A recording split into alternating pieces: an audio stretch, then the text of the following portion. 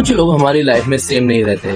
कभी क्लासमेट होते हैं, फिर कलीग बन जाते हैं, लेकिन कुछ मोमेंट ऐसे होते हैं ना जो रिलेशनशिप का नाम नहीं पूछते, बस याद बन जाते हैं। और ये रात उन्हीं यादों में से एक थी। हेलो, मैं हूँ सुमित और मैं यहाँ शेयर करता हूँ अपनी day to day life, mini blog और ट्रैवल मोमेंट्स और वो छोटी छोटी चीजें जो शायद ही फ्यूचर में सिर्फ एक मेमोरीज बनकर रह जाए। तो सीन कुछ ऐसा था, मेरे एक कलीग ने नई गाड़ी ली थी और सबसे अच्छी बात ये थी कि हम दोनों पूरे 4 साल एक ही कॉलेज में थे। कॉलेज खत्म हुआ और लाइफ अलग हो गई, लेकिन फिर सेम ऑफिस मिल गया। अब बातें उतनी नहीं होती जितनी पहले होती थी, लेकिन कंफर्ट अभी भी वही था। उस दिन वो अपनी एक नई गाड़ी लेकर मुझे पिक करने आई और ऑनेस्टली वो नॉर्मल पिकअप नहीं लग रहा था। ऐसा लग रहा था जैसे कॉलेज वाले दिनों की कोई रैंडम इवनिंग फिर से वापस आ गई।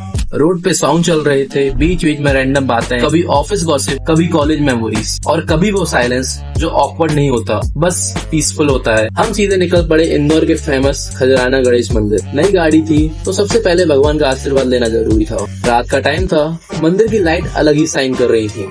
आरती की आवाज, घंटियों का साउंड और वहाँ की वाइब्स सीरियसली माइंड शांत कर देती है। तो सबसे पहले तो हमने मंदिर के दर्शन किए, सारे मंदिरों में गए और फिर हमने पैसे बचाने के चक्कर में हमने खुद से पूजा कर ली। गाड़ी की पूजा हुई, फूल, नारियल, प्रसाद, पूरा प्रॉपर मोमेंट था। और पता नहीं क्यों, लेकिन उस टाइम ऐसा लग रहा था कि लाइफ कितनी जल्दी बदल जाती है। कल तक अटेंडेंस और असाइनमेंट की टेंशन थी और आज ऑफिस टाइमिंग और मीटिंग्स। लेकिन कुछ चीजें चेंज नहीं होती, जैसे किसी पुराने इंसान के साथ कंफर्टेबल फील करना। मंदिर के बाहर हम थोड़ी देर ऐसे ही घूमते रहे, कोई जल्दी नहीं, बस रात थी, बातें थी और वो काम वाइब। फिर अचानक रियलाइज हुआ कि हमें भूख भी लगी है और अगर रात हो, हंगर हो और आप इंदौर में हो तो नेक्स्ट डेस्टिनेशन सिर्फ एक ही हो सकती है, छप्पन। हम लगभग रात के 9:30-10 के बीच में छप्पन पहुंचे और मार्केट लाइट से भरा हुआ था, लेकिन वहाँ पहुंचते ही और छोटी सी चीज ने पूरा मूड चेंज कर दिया। ना आगे की स्टोरी पार्ट 2 में। Thank you for watching this video.